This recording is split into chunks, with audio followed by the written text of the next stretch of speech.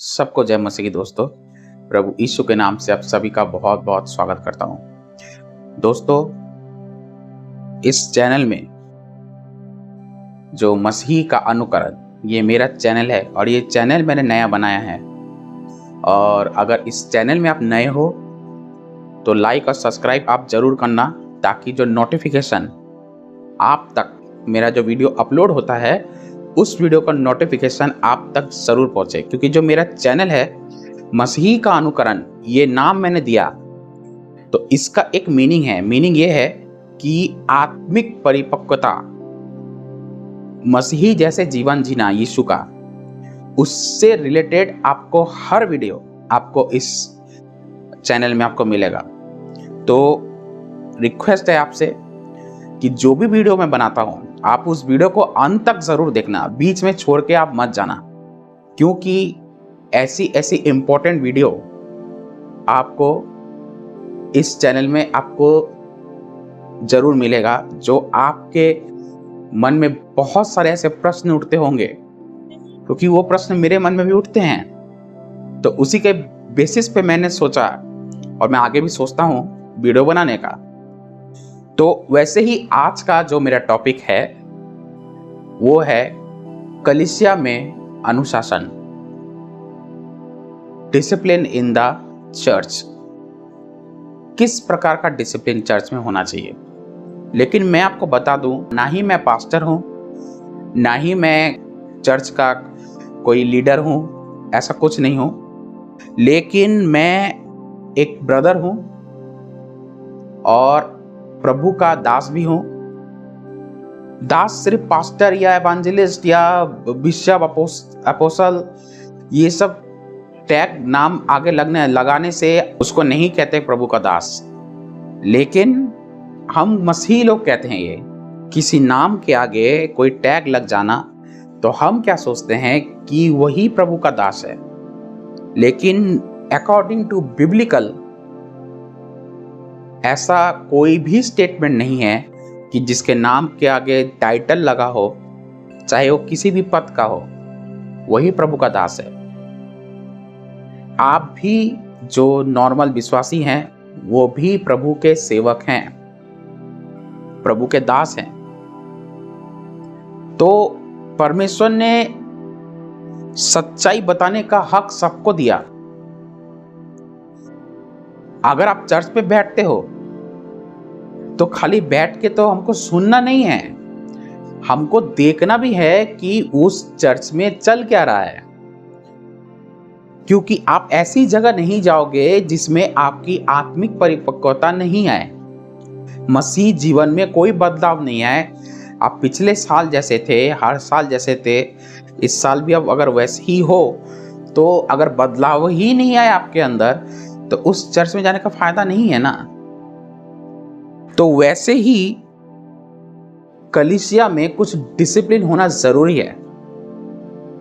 और अगर आप ये भी कहते हो कि ये क्या कोई स्कूल है या कॉलेज है या कोई ऑफिस है जो इसमें डिसिप्लिन जरूरी है, हाँ, ये डिसिप्लिन, ये आपका ऑफिस नहीं है, स्कूल नहीं है, कॉलेज नहीं है, कोई दफ्तर नहीं है, लेकिन ये चर्च है।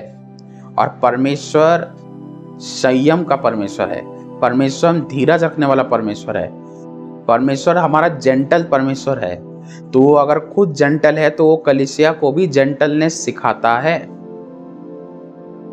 और ये जरूरी है कलीसिया में एक डिसिप्लिन होना, अनुशासन एक कलीसिया में बहुत जरूरी है। तो मैं आज आपको बताने वाला हूं सबसे पहला पॉइंट, कलीसिया में जो डिसिप्लिन होना चाहिए उसका सबसे पहला मुख्य कारण ये है सेवक। सबसे पहले सेवक उसको कैसा होना चाहिए। जैसे कहते हैं कि सेवक की योग्यताएं, क्वालिफिकेशन ऑफ एल्डर्स, या पास्टर्स आप बोल सकते हो। तो ये पास्टर्स और एल्डर का मतलब आप उसमें आप किसी को भी आप जोड़ सकते हो, जो चर्च के लीडर होते हैं। लीडर की बात कर रहा हूँ, ओनली फॉर लीडर्स। जो चर्च को चलाते हैं, अगुवाई करते हैं, मैं उनकी बात कर रहा हूँ। और रही बात क्वालिफिकेशन की, तो क्वालिफिकेशन का मतलब ये नहीं है कि जो जिसने हायर स्टडी किया हो या सांसारिक जो स्टडी पढ़ाई लिखाई होती है, मैं उसकी बात नहीं कर रहा। क्वालिफिकेशन का मतलब उसका टोटल जो एक सेवक का, उसका नेचर कैसा होना चाहिए, प्रभु के साथ कैसा होना चाहिए, उसके बच्चे कैसे होने चाहिए, इसको कहते हैं क्वालिफिकेशन। तो मैं एक वचन मैं आज आपके सामने रखता हूं। तो मेरा पहला पॉइंट है कि सेवक प्राचीन कलीसिया में कैसे होने चाहिए। तो एक वचन पढ़ते हैं, पहला तिमोथी उसका 3 अध्याय वचन 1 से 7 तक क्या लिखा है, आइए पढ़ते हैं। सबसे पहला, यह बात सत्य है कि जो अध्यक्ष मतलब पास्टर होना चाहता है वह भले काम की इच्छा करता है।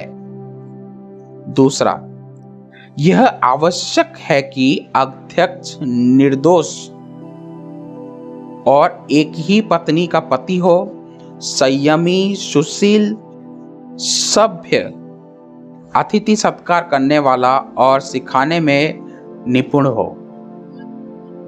यहाँ पे सबसे पहले लिखा है कि जो पास्टर्स होते हैं, जो चर्च के लीडर्स हैं, जो अगुए हैं, वो निर्दोष होना चाहिए। अब किस चीज में निर्दोष? कोई भी उनके ऊपर एलिगेशंस नहीं होने चाहिए, चाहे वो चर्च के क्षेत्र में हो, चाहे वो बाहर किसी क्षेत्र में हो। बाहर का मतलब उसके ऊपर कोई कोर्ट केस नहीं होना चाहिए, किसी भी प्रकार का उसके ऊपर कोई एलिगेशंस नहीं होने चाहिए, चाहे वो कैसा भी एलिगेशन उसके ऊपर है, कोई भी एलिगेशंस उसके ऊपर नहीं होना चाहिए। दूसरा, एक ही पत्नी का पति होना चाहिए। आज बहुत सारे सेवक, अधिकतर सेवक अगर आप देखोगे, और सर्वे आज अगर हम करके अगर देखें पूरी दुनिया में, तो 2 शादी, 3 डिवोर्स के बाद भी आज सेविकाई की जा रही है। तो सोच के देखिए कि अगर पास्टर ही 2 3 शादी करके बैठेगा तो चर्च के जो लोग हैं उनको क्या सिखाएगा, क्या बताएगा उनको, उनके लिए क्या उदाहरण पेश करेगा? तो अगर ऐसा करके बैठा है तो ये तो बिब्लिकल, ये तो बाइबल के बाहर है, ये तो नॉन बिब्लिकल है, क्योंकि ये क्वालिफिकेशंस हैं पास्टर के। ये मानना पड़ेगा, अगर इसको आप एक्सेप्ट नहीं करते अपनी लाइफ में तो आप सेविकाई नहीं कर सकते। तो प्रभु की सेवा, अगर सेविकाई आप करना चाहते हो, बहुत लोग तो पास्टर बनना चाहते हैं, बहुत लोग प्रभु की सेवा करना चाहते हैं, तो अगर करना चाहते हो तो इसको भी तो आपको मानना जरूरी है। ये क्वालिफिकेशन है, ये प्रभु की आज्ञाएं हैं, ये मानना पड़ता है। ये मेरी बात नहीं है, ये बाइबल कहती है। इसकी एक ही पत्नी का पति हो, संयमी हो, संयम, सुशील हो, सभ्य व्यवहार करने वाला, सभ्यता हो उसके अंदर, और अतिथि सत्कार करने वाला हो, और सिखाने में निपुण हो। अतिथि सत्कार करने वाला हो। कोई विश्वासी अगर घर में आते हैं, या कोई दूसरा कोई अगर घर पे आता है, आप कुरकुराते हो कि क्यों आ गया, बहुत बरबराते हो मन ही मन में, तो ऐसा नहीं होना चाहिए। तो ये सेवकों के लक्षण नहीं है। तो सबसे पहली बात क्या है? एक ही पत्नी का पति हो, और सबसे पहले निर्दोष हो। दूसरा, एक ही पत्नी का पति हो। तीसरा, संयमी हो, सुशील हो, सभ्य हो, अतिथि सत्कार करने वाला हो। फिर और सिखाने में निपुण हो। सटीकता होनी चाहिए उसके अंदर, सटीकता होनी चाहिए। इधर उधर की बातें नहीं, इधर उधर की बातें सुन के नहीं, वो खुद मतलब इधर से कुछ उठा लिया, उधर से उठा लिया, संसार से कुछ आधी बातें उठा ली, ऐसा नहीं। सटीक होना चाहिए, उसकी बातों में, उसके लफ्ज में सटीकता होना चाहिए, ताकि उसके शिक्षा में ऐसी शिक्षा हो कि कलीसिया भी सुन के उनके हृदय छिद जाए।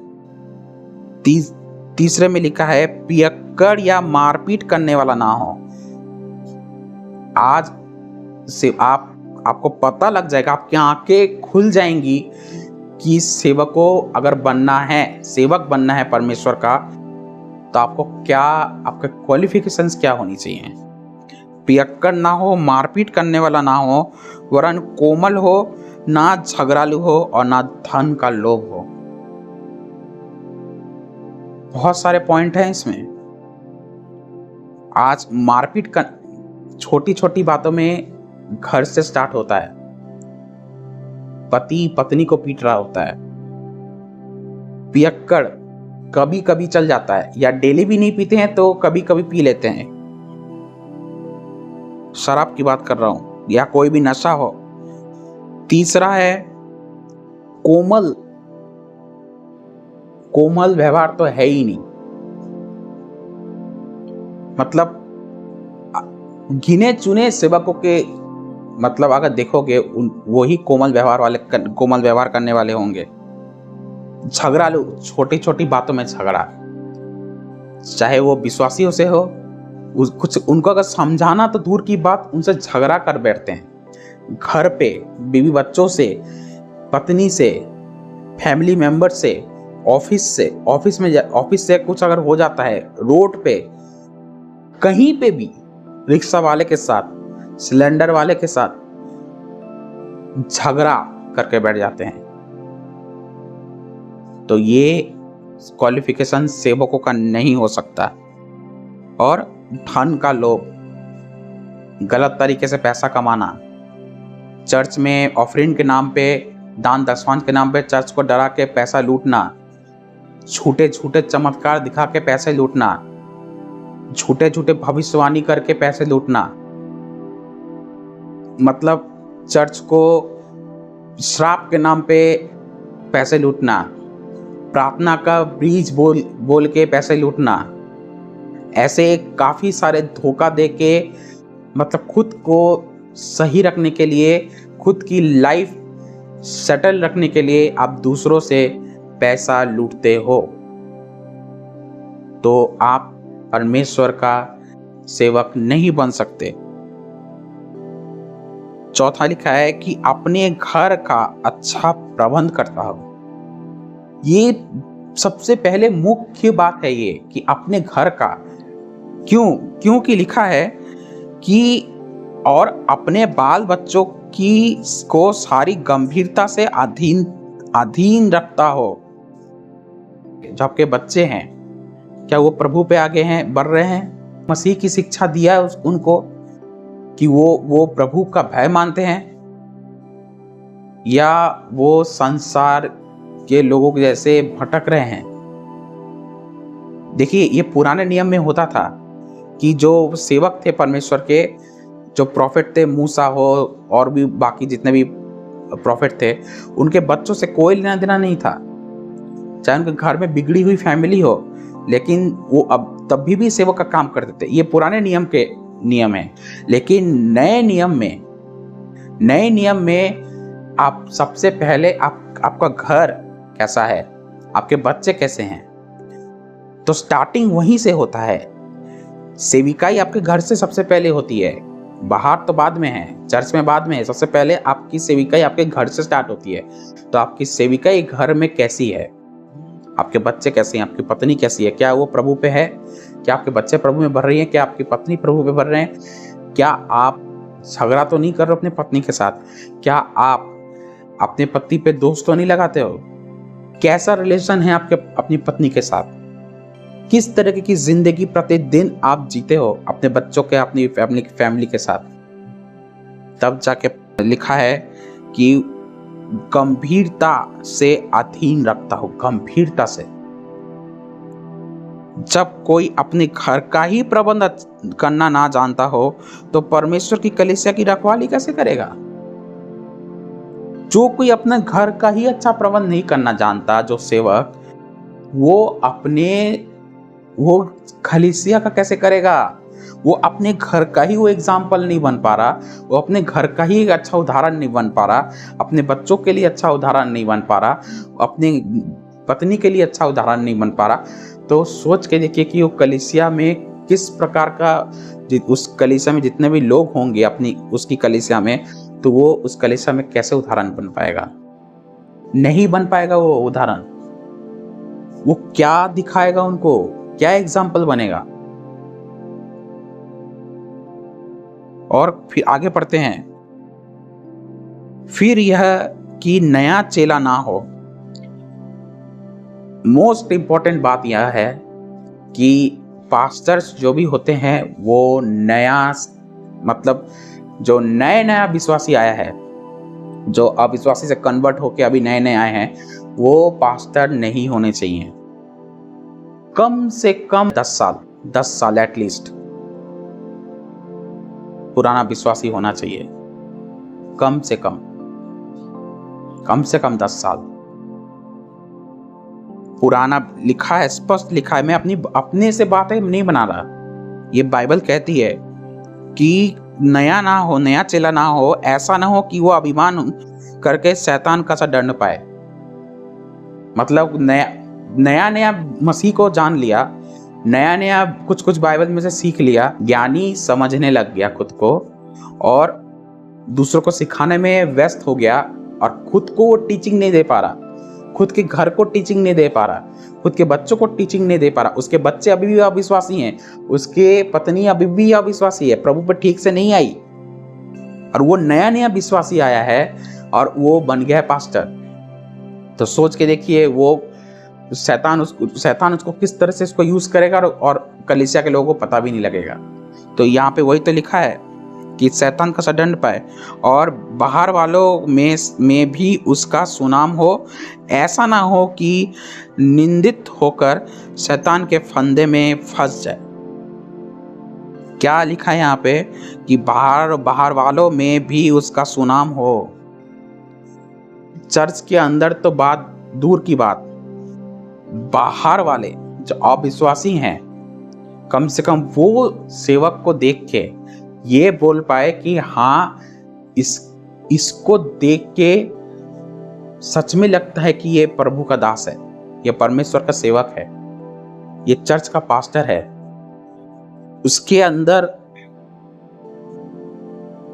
ऐसा ना हो कि विश्वासी तो छोड़ो, अविश्वासी उसके अंदर ऐसी कमियां निकाल दे और वो अविश्वासियों के सामने ही वो बुरा बन जाए, अविश्वास के सामने ही वो गिर जाए। मतलब क्या लिखा है इसमें कि मतलब ऐसा हो जाता है, ऐसा ना हो कि वो निंदित होकर, मतलब अविश्वासियों के सामने वो निंदा हो चुका, मतलब निंदा करते हैं उस पास्टर के बारे में कि वो खुद को पास्टर बोलता है, एक चर्च का विश्वासी बोलता है, ऐसा काम करता है।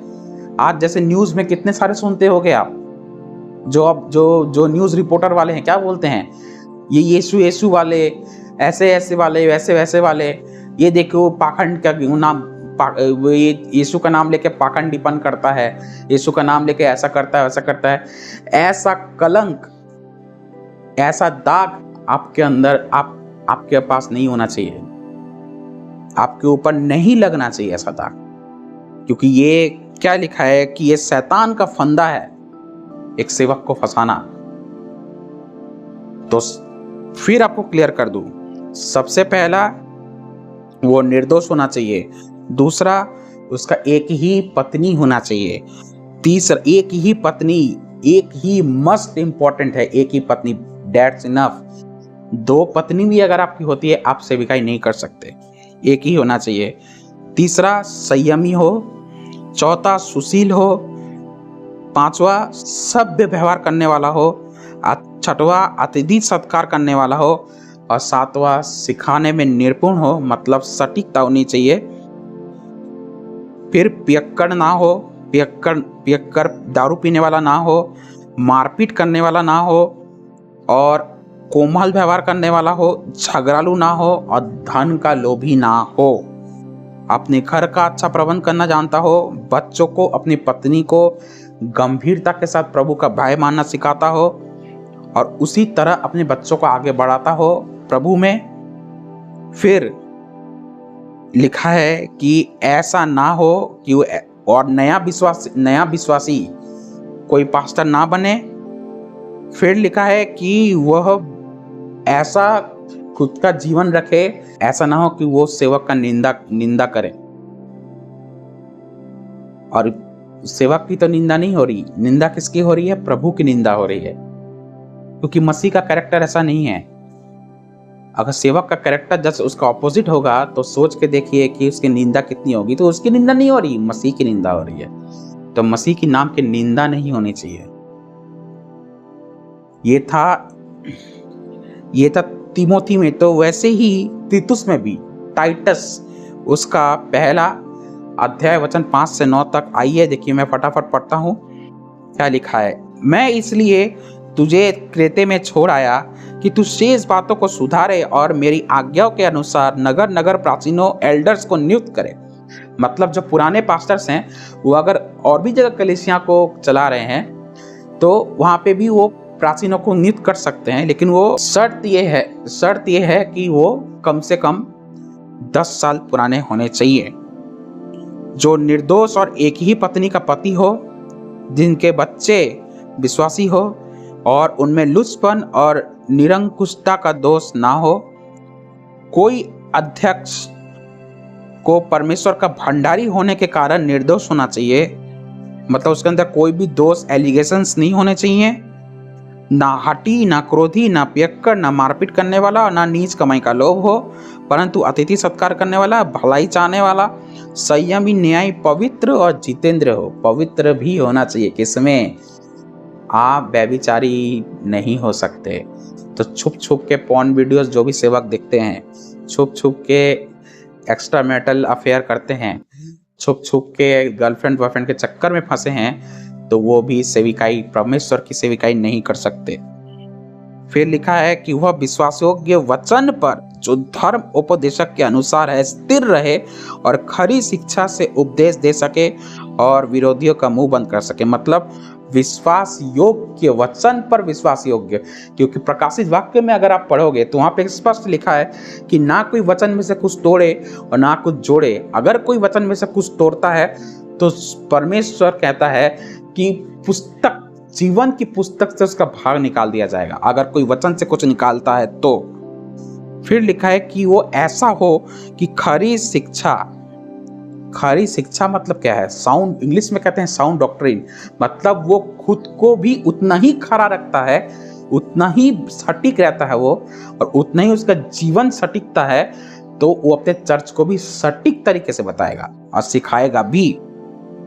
और जितने भी उसके विरोधी हैं वो अपने जीवन के द्वारा उसके मुंह बंद कर सकेगा। ये है पास्टर्स। सबसे पहली बात आज की यही है कि जो भी चर्च के लीडर हैं, पास्टर्स हैं, जो बनना चाहते हैं, तो सबसे पहले ये क्वालिफिकेशन से आपको गुजरना होगा, इसको आपको पास करना होगा।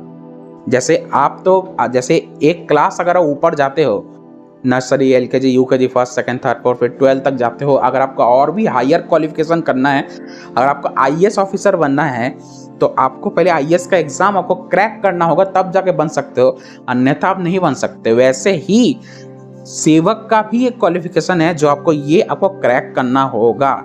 अगर आप ये क्रैक नहीं कर पाते हो तो आप फेल हो चुके हो परमेश्वर की सेविकाई में। हाँ, आप खुद से कर सकते हो, तो वो परमेश्वर उस कलीसिया को नहीं चला रहा है, वो आप धोखे में कलीसिया को रखोगे, धोखे में रख रहे हो। और परमेश्वर, और आप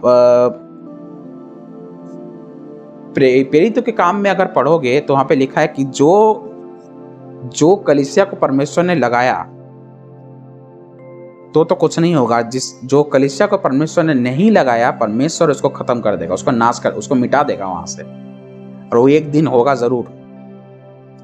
आप इस क्वालिफिकेशन को अगर आप पास नहीं करते, उसके बावजूद भी सेविकाई कर रहे हो, तो आप कर सकते हो। लेकिन वो प्रभु की मर्जी पे नहीं, वो आप खुद की मर्जी पे कर रहे हो और कलीसिया को आप धोखे में रख रहे हो। और उतना ही दोष, खुद का दोष तो आप अपने ऊपर ले ही रहे हो और कलीसियाओं का भी दोष आपने अपने ऊपर ले लिया है। और परमेश्वर आपसे वही हिसाब लेगा, उतना ही हिसाब लेगा जितना आपने कलीसिया को धोखे में रखा हुआ था। तो अगर आप खुद से कह रहे हो कि प्रभु मेरे साथ है, प्रभु मेरे बात सुनता है, मैं प्रभु का दास हूं, आप खुद से घोषणा कर रहे हो, लेकिन जैसे ही बात आती है इन वचनों पे जितनी भी क्वालिफिकेशंस लिखी हैं, योग्यताएं हैं कि सेवक को कैसा होना चाहिए, उसका चरित्र कैसा होना चाहिए, उसके बच्चे कैसे होना चाहिए, उसका जीवन कैसा होना चाहिए, ये सब कुछ में अगर आप पास नहीं हुए तो आप फेल हो चुके हो और आप सेवकाई आप नहीं कर सकते। ये मैं नहीं, ये वचन कहता है। और हाँ, दूसरी बात, इसमें एक जगह पे भी नहीं लिखा है कि बाइबल कॉलेज, इसमें कहीं भी आप दिखा दो कि बाइबल कॉलेज करके भी आप सेविकाई कर सकते हो, यहाँ पे नहीं है। तो बाइबल कॉलेज के नाम पे, नया नेम में तो बाइबल कॉलेज आपको मिलेगा ही नहीं। वो टॉपिक मेरा बाद में मैं बताऊंगा, वो टॉपिक मेरा अभी है नहीं। लेकिन ये है योग्यताएं एक सेवकों की। तो अगर आप सेविकाई, अगर पास्टर बनने की कोशिश कर रहे हो, अगर इच्छा है आपको परमेश्वर की सेवा करने की, तो सबसे पहले आपको इनसे गुजरना होगा, इन वचनों से, परमेश्वर की इन आज्ञाओं से आपको गुजरना होगा, इन योग्यताओं से आपको गुजरना होगा। उसके बाद आप परमेश्वर की सेवा कर सकते हो। और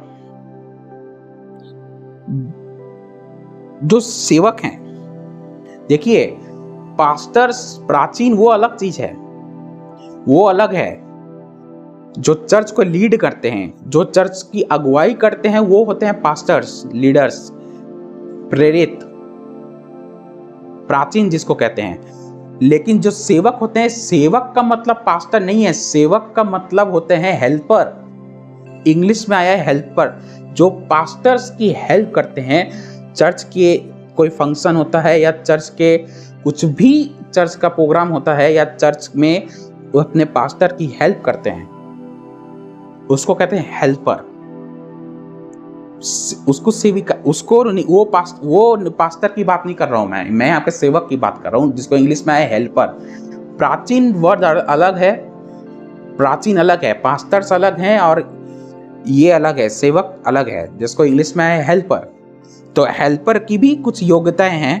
पहला तिमोथी उसका 3:8-10, 12-13, आइए देखिए क्या लिखा है। वैसे ही सेवकों को भी गंभीर होना चाहिए, दोरंगी, पियक्कर और नीच कमाई का, उसमें भी लोभ नहीं होना चाहिए, पर विश्वास के भेद को शुद्ध विवेक से सुरक्षित रखे, और यह भी पहले परखे जाए तो निर्दोष निकले, तब यदि निर्दोष निकले तो सेवक का काम करे। तो इनकी कंडीशन क्या है, जो हेल्पर होते हैं से पास्टर्स के, तो इनकी कंडीशन ये है कि सबसे पहले परखे जाएं। किन किन बातों में परखे जाएं? कि पहले वो गंभीर होना चाहिए, दो रंगी नहीं होना चाहिए, मतलब भीतर से कुछ और ऊपर से कुछ और, ऐसा नहीं होना चाहिए। पियक्कड़पन नहीं होना चाहिए, नीच कमाई का उसमें भी लोभ नहीं होना चाहिए, और विश्वास के भेद में शुद्ध विवेक उसका होना चाहिए, जिसको कहते हैं ईमानदारी, हर चीज में ईमानदार हो। और इन सब में से पहले परखे जाएं, पहले पास्टर्स उनको परखेंगे, अगर निर्दोष निकलते हैं तब जाके लिखा है कि वो सेवक का काम कर सकते हैं चर्च में। जो पास्टर, जो हेल्पर होता है, हेल्पर कि जैसे दाक मधु, जैसे दाखरस के लिए जैसे बुलाते हैं कि आओ उसको पकड़ो, ग्लास को पकड़ो, सबको दो। एक हेल्पर, ये कोई छोटा काम नहीं है, ये परमेश्वर का ही काम है। तो जब the body of the Christ है ना, तो एक ही देह है, तो ये देह, जो हमारी देह है, आंख का कान, आंख का, नाक का, मुंह का है, हाथ का, सबका काम अलग अलग है। तो कोई छोटा या कोई बड़ा नहीं है, सबका काम अलग है।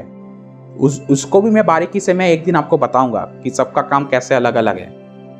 तो क्या ये एक ही बॉडी की देह नहीं है? एक ही देह का ये सब पार्ट्स हैं। तो वैसे ही हम सब मसीह की देह हैं, मसीह एक देह है और उसकी हम पार्ट्स हैं। तो सबका काम अलग अलग है, लेकिन है प्रभु का ही काम। और सेवक की भी एक ही पत्नी का पति होना चाहिए, एक ही पत्नी होनी चाहिए सेवक की, और उसके बच्चे भी अच्छा प्रबंध हो, प्रभु में हो, क्योंकि जो सेवक का काम अच्छी तरह से कर सकते हैं वे अपने लिए अच्छा पद और विश्वास में जो मसीह यीशु पर है बड़ा साहस प्राप्त करते हैं। तो ये सेवकों का जो हेल्पर हैं वो ये इनकी योग्यताएं हैं। पास्टर्स पहले इन सब बातों में परखेंगे जो इसमें लिखी हुई है, आप पढ़ लेना। पहला तिमोथी उसका 3 का 8 से 10 और 12-13 मैं वीडियो के नीचे डाल दूंगा वचन, आप उसको अच्छे से स्टडी कर लेना। इसमें से पहले पास्टर्स जो एल्डर्स हैं वो परखेंगे कि क्या ये योग्य, इन सब में अगर पास हो जाता है तो वो मेरा हेल्पर, प्रभु का सेवक वो बन सकता है। प्रश्न अब ये उठते हैं, क्या सेवक प्रचार नहीं कर सकते? क्या वो वचन नहीं सुना सकते? देखिए, हाँ वो सुना सकते हैं, लेकिन क्या है कि लेकिन क्या है, यदि उनमें योग्यताएं हैं, यदि सेवक में योग्यताएं मतलब पढ़ा लिखा हो, वो उसकी बात नहीं कर रहा हूं। अगर वो पुराना है, परिपक्व मसीह है और बाइबल